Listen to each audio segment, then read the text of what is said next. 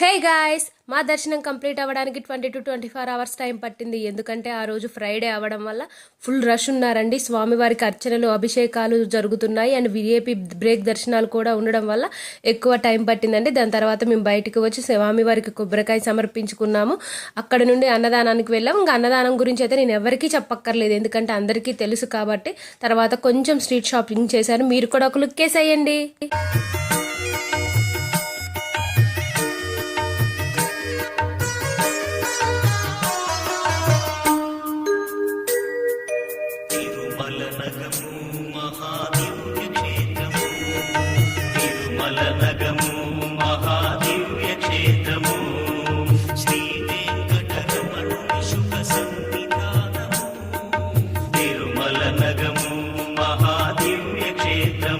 Bye guys, మళ్ళీ next mini వీడియోతో మీ ముందుకు వస్తాను. Thank you for watching.